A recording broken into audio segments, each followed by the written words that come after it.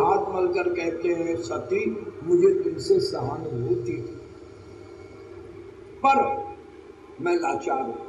बोले क्यों? मेरी आज्ञा को तो शंकर टालने में महारथी है, लेकिन शंकर की लीक को टालने का सामर्थ्य मुझ में नहीं है। ब्रह्मा जी के दो बेटे थे, वशिष्ठ भी और शंकर भी, ये मानस पुत्र है। तो वशिष्ठ में भी ये ताकत थी कि ब्रह्मा की बात को मेट सकते हो, जो सो गोसाई जय विधिगत छे की, और शंकर जी में भी ये ताकत है कि भाभी हूं मेट सके त्रिपुरारी। लेकिन ब्रह्मा जी महाराज कहते मैं असहाय हूं। और बोले क्यों? इसलिए कि मेरा जन्म का डिपार्टमेंट है। ब्रह्मा जी सृष्टि की रचना करते हैं और तुम मृत्यु मांग रही हो, ये मेरा विभाग ही नहीं है। मैं जन्म तो दे सकता हूं, लेकिन तुम्हें तो मौत चाहिए। अब आस विधि बूझिए नहीं तो ही शंकर विमुख जियाहि मोहि। तुम मौत चाहती हो, ये मैं नहीं कर सकता। फिर कौन कर सकता है? मेरी इच्छा पूर्ति कौन कर सकता है? भगवान ब्रह्मा ने सती को सदमार्ग बताया। क्या? बहू होने के नाते ब्रह्मा जी कहते हैं शंकर के बाद अगर तुम्हारी बात कोई सुन सकता है और मान सकता है तो वो केवल एक है। कौन? केवल एक है। कौन? कौशलपाल कृपाल श्री राम। वो चाहे तो तुम्हारी बात सुन सकते हैं, वरना शंकर के बाद अब और किसी की ताकत नहीं है। कथा विस्तार होगी, इसलिए मैं उधर न जाकर आपसे केवल इतना ही कह रहा हूं कि जब भगवान शंकर ने ये कहा तो सती के मन में ये ग्लानि हुई कि जिनका मैंने विरोध किया था अब उनकी ही शरण में जाना पड़ेगा, क्योंकि राम के सिवा अगर कोई नहीं कर सकता है तो जाना तो उनके ही दरवाजे पड़ेगा। लेकिन विरोध मैंने उनका ही किया था। लेकिन गोस्वामी जी महाराज कहते हैं क्या कि ब्रह्मा जी महाराज कहते सती यही तो राम की विशेषता है कि रहती न प्रभु चित चूक किए की, कहा करत 100 बार ही की। तुम अगर शुद्ध हृदय से समर्पित भाव से अगर राम की शरण में जाओगी तो राम तुम्हारे चूक का कोई ध्यान नहीं करेंगे। और प्यारे प्रभु प्रेमियों, रामचरितमानस में गोस्वामी जी ने जो ये सती का मर्सी अपील तैयार किया है, क्षमा पत्र, विश्व में कोई वकील नहीं तैयार कर सकता, केवल 2 चौपाइयों। बड़े से वकील दांत उंगली दबाते हैं कि क्या गजब किया है गोस्वामी जी ने कि केवल 2 चौपाइयों में सती का अपील तैयार किया है राम के दरबार में। बहुत ध्यान से सुनिएगा। गोस्वामी तुलसीदास जी महाराज कहते हैं कि सती कहती है पहली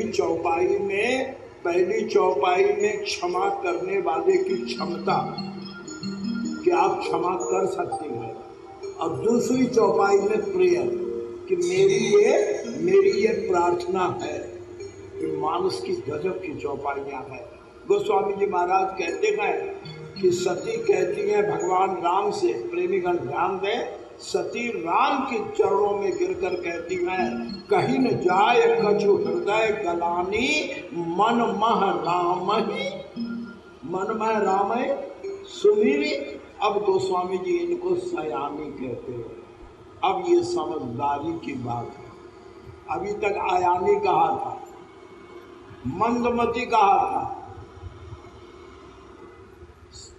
गोस्वामी तुलसीदास जी महाराज कहते हैं कि अब ये इनका सयानापन है। मतलब क्या?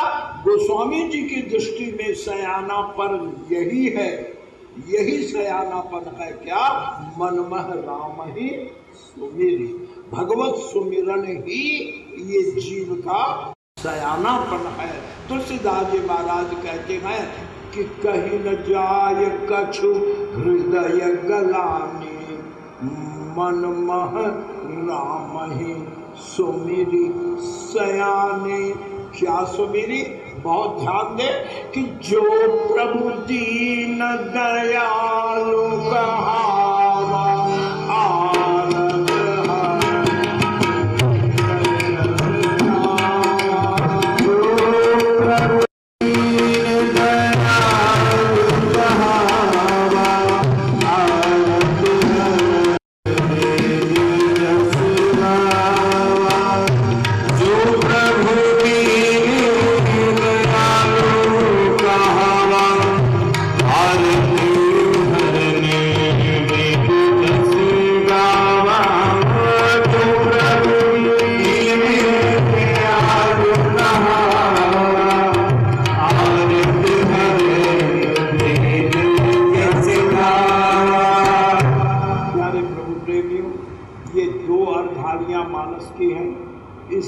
उत्तम अपनी बात राम की अदालत में रखने का तरीका दूसरा हो नहीं सकता। गोस्वामी जी कहते हैं क्या कि जो प्रभु दीन दयालु कहावा। ये देखिए, पहले मैंने कोट की क्षमता का बखान है कि आरत हरन। ये कौन कहता है? ये कौन कहता है? तो सती कहती है, संविधान का प्रमाण देती है कि आरत हरन वेद जस गावा। वेदों ने ये कहा है कि आप आरत हरन हैं। तो तुम क्या चाहती हो? क्या चाहती हो? तो मैं विनय एप्लीकेशन में होता है ना, हेंस इट इज प्रेड। बिल्कुल ज्यों का त्यों गोस्वामी जी ने लिखा है, तो मैं विनय करऊं कर जोरी क्या कि छूटहु देगी देह यह मोरी। हे प्रभु, हे राम, मेरा यह शरीर शीघ्र समाप्त हो, मैं आपसे ये चाहती हूँ। भगवान राम मुस्कुराए। भगवान राम ने कहा, गजब कर दिया तुमने। मेरे पास लोग जीवन मांगने आते हैं, मौत मांगने नहीं आते। मेरे पास लोग जीवन मांगने आते हैं और तुम मौत मांगने आई हो। बोले हाँ। क्यों? मुझे क्यों बीच में डालती हो? अगर मौत चाहिए तो गिरते गिरो, पावक जलो, जल निधि मह पड़ो। अरे मरने के 25 तरीके हैं। पहाड़ से छलांग लगा दो, समुद्र में कूदो। मुझे क्यों कलंक देती हो कि मैंने तुम्हें मरने का विधान दिया? मैं चाहूं तो मर सकती हूँ, लेकिन उस मरने में दो काम बिगड़ेगा। क्या? अकाल मृत्यु में मेरा नरक होगा, यानी मेरी आत्मा भटकेगी, और दूसरे पति को कलंक होगा, क्योंकि जिसकी पत्नी जहर खाकर आग लगाकर मर जाती है, आत्महत्या करती है, उस पति पर कठोरता का आरोप लगता है। मेरे पति पर आरोप न लगे, बल्कि मैं पति की यश बढ़ाने वाली होकर के प्राण दूं और मुझे मृत्यु की यंत्रणा न हो, मृत्यु का कष्ट न हो। तो समदर्शी सुनिए, ध्यान दीजिए, तो समदर्शी सुनिए प्रभु, कीजिए वेद उपाय, होई मरण जय विनय श्रम। मृत्यु यंत्रणा न हो और दूसरा विपत्ति विहार। और क्या गजब है! भगवान के यहाँ प्रार्थना, राम के यहाँ प्रार्थना की, और भगवान ने विधान बनाया। जो शंकर समाधि में बैठे थे वो शंकर जी जग गए। सती ने देखा पति जग गए, पति के पास पहुंची तो शंकर ने संकल्प के अनुसार आगे आसन बना दिया। सन्मुख शंकर आसन दीना। उसी समय दक्ष प्रजापति का यज्ञ प्रारंभ हुआ। सती ने पति से आग्रह किया, लेकिन सती ने साफ मना किया। यहाँ गोस्वामी जी महाराज स्त्रियों को मानो सतर्क करते हैं। भगवान शंकर कहते हैं कि सती, ये ठीक है कि पिता का घर है, लेकिन तदपि विरोध मान जा कोई, कहाँ गए कल्याण न कोई। इसलिए तुम्हारा जाना उचित नहीं होगा। लेकिन फिर भी जब सती किसी तरह नहीं मानी तो भगवान शंकर ने मुख्य गणों को साथ दे करके सती को विदा किया और सती प्रजापति दक्ष के यहाँ यज्ञ में पहुंची। प्यारे प्रभु प्रेमियों, गोस्वामी तुलसीदास जी महाराज कहते हैं कि पिता भवन जब गई भवन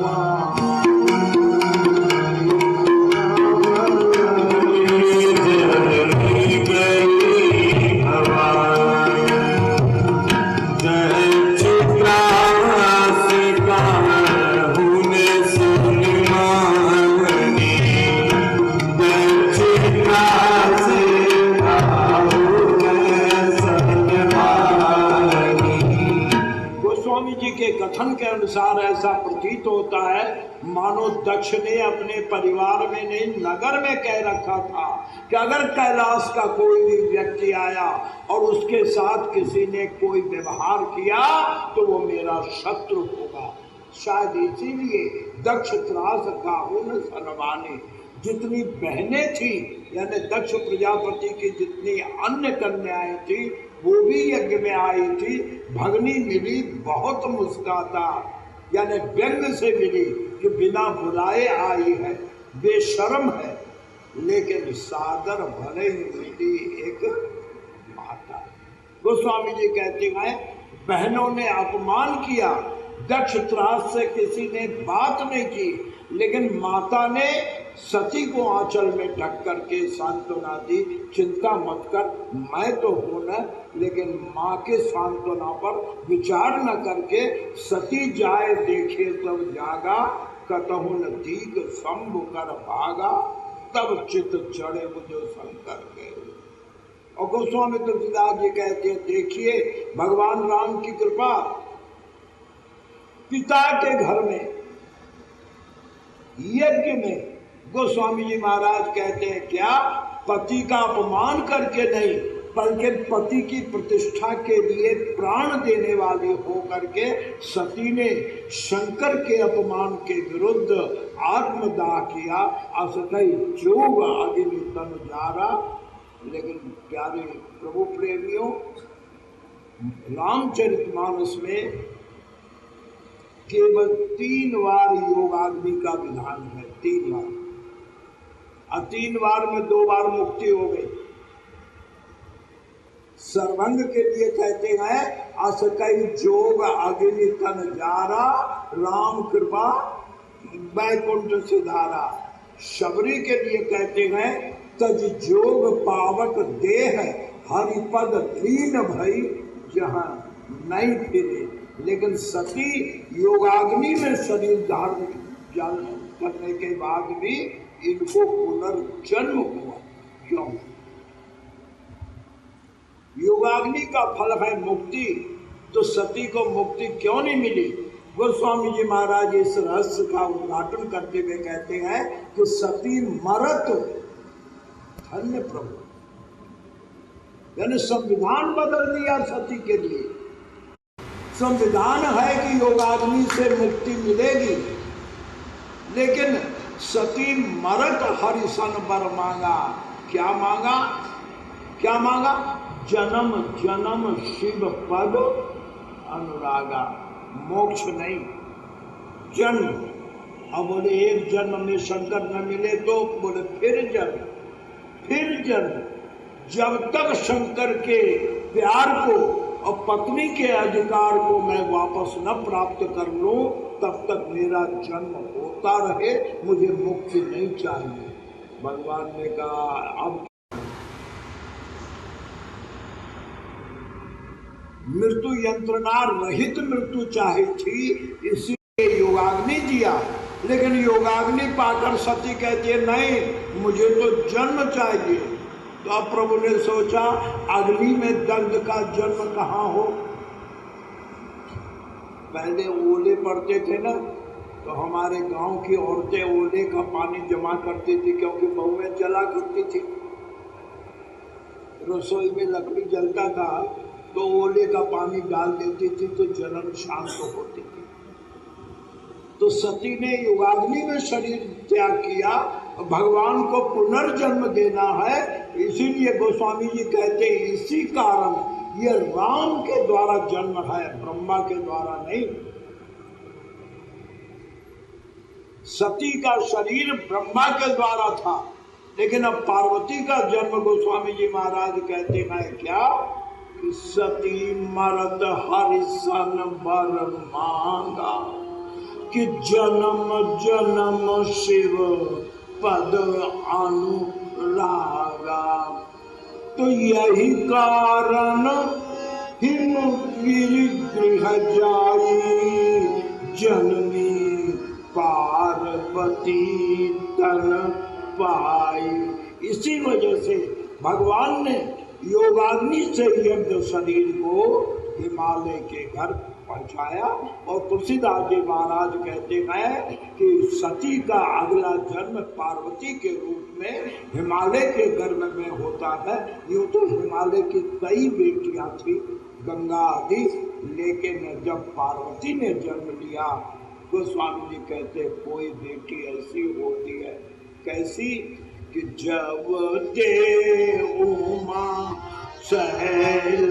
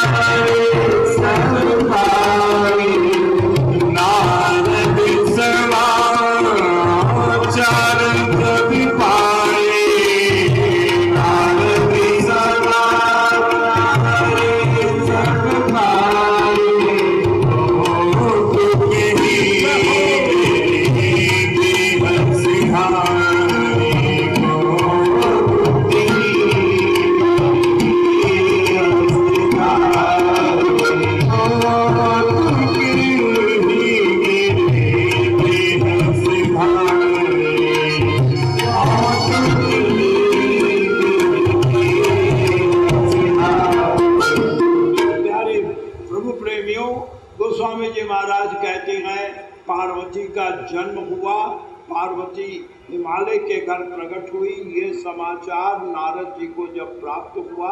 नारद कौन है? नारद यूं तो ब्रह्मपुत्र है, पर देवताओं के एकमात्र पत्रकार है, समाचार बाहर। नारद जी ने सुना कि शरणागत के लिए सती ने राम का शरण लिया, तो राम ने संविधान बदल दिया, यानी योगाग्नि में प्राण त्यागे व्यक्ति का पुनर्जन्म हुआ। ये समाचार प्राप्त करके कौतुक ही गृह से आए। हिमांचल से पूछा क्या ये बात सत्य है, तुम्हें कोई कन्या प्राप्त हुई है? बोले हाँ। नारद जी महाराज को दिखाया नारद जी महाराज ने कहा कन्या का नाम क्या है? बोले हम पहाड़ी लोग क्या नाम रखेंगे? याद रखे हिमांचल के माने पर्वत नहीं है, क्योंकि जो वर्णन मिलता है वो नगर के राजा का वर्णन मिलता है। मानना चाहिए हिमाचल प्रदेश के तत्काल महाराज की राजकुमारी के रूप में पार्वती प्रकट है। हिमांचल महाराज ने कहा महाराज कन्या का हाथ देखकर बताइए कि ये कन्या कैसी होगी। बोले कन्या तो सुंदर है, सुता तुम्हारी सकल गुण खानी, लेकिन एक कमी है। बोले क्या? सुनो जे अब अवगुण दुई चारी। बोले क्या अवगुण? क्या महाराज? बोले अवगुण अगुण अमान, कोई काम धंधा नहीं करेगा, कोई गुण नहीं होगा, माँ बाप का पता नहीं, माँ तो पितृहीना, उदासीन बेफिक्रा, संशय सब छीना, और जोगी जटिल अकाम मन, असहज अमंगल वेश, अस स्वामी यही में नहीं पड़ई हस्ती असरे। ऐसी हाथ की रेखा बताती है। सुन करके माता पिता ने सिर पीटा, लेकिन पार्वती के मन की प्रसन्नता चौगनी हो गई। उन्होंने सोचा, मैंने सोचा था कई जन्म लेना होगा, लेकिन अगर नारद जी की बात सत्य है तब तो इसी जन्म में मुझे भगवान शंकर की प्राप्ति होगी। ये जान करके पार्वती ने अपनी प्रसन्नता मन में दबाई।